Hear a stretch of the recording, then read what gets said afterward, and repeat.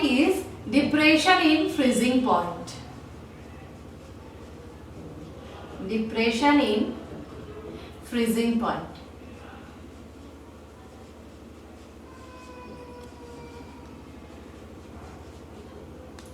Whenever we are adding a non-volatile solute to a solvent, then vapor pressure of the solution will decrease, and so the freezing point of the solution will also decrease. What is freezing point? At the freezing point, the vapor pressure in the solid phase is equal to the vapor pressure in liquid phase.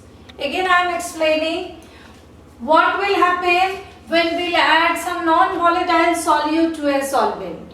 If you are adding a non-volatile solute to a solvent, then the freezing point of the solution will decrease. Why it will decrease? Because the vapor pressure will decrease, so the freezing point of the solution will decrease. In our junior classes also we have studied what is freezing point. At freezing point, the solid changes to liquid or liquid changes to solid. So the solid phase and liquid phase are at dynamic equilibrium. At freezing point, the solid phase and liquid phase are at dynamic equilibrium.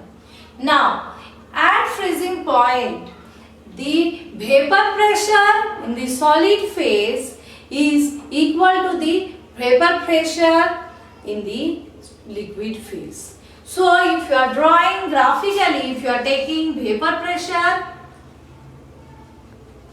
in y-axis and temperature in x-axis, then suppose this is frozen solvent,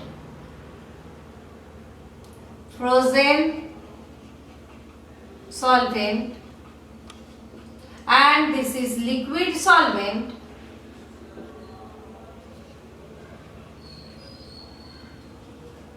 For this, if it is the freezing point, if this temperature is the freezing point, which I have denoted by T naught F, then if you are after adding the non-volatile solute, the freezing point will definitely decrease. Then for solution at this temperature, the freezing point will be achieved. So what I am telling, that whenever we are adding a non-volatile solute to a solvent, then freezing point of the solution decreases. Why does it decrease? Because the vapor pressure will decrease.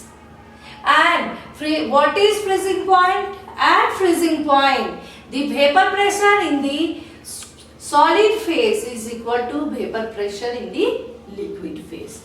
Now for pure solvent, if this is the temperature at which it freezes, then for solution the freezing point will be lower than this. So I have drawn it in this side. Now depression in freezing point. Again we can represent depression in freezing point as delta Tf. That will be equal to T naught F minus Tf. Depression in freezing point will be equal to how much? That will be the difference between the freezing point of pure solvent and the freezing point of the solution. Now again this depression in freezing point will be directly proportional to the molality of the solution. Number of moles of solute dissolved per unit kg solvent. So it will be directly proportional to the molality of the solution. So delta Tf, we can write for delta Tf is directly proportional to molality of the solution. Now, for this proportionality, we can put a constant Kf into M. Now, what is this Kf? Kf is a constant of proportionality that is known as molal depression constant. What is this? This is known as molal depression constant. Now, if you are asked to define molal depression constant, how you will define? Kf will be equal to delta Tf when, or you can write delta Tf will be equal to Kf when M will be equal to 1. So, for 1 molar solution, depression in freezing point will be equal to Kf. So, we can say that molar depression constant is depression in freezing point for 1 molar solution when molality of the solution is 1. So, we can write delta Tf is equal to delta Tf. Again, we can derive the full formula.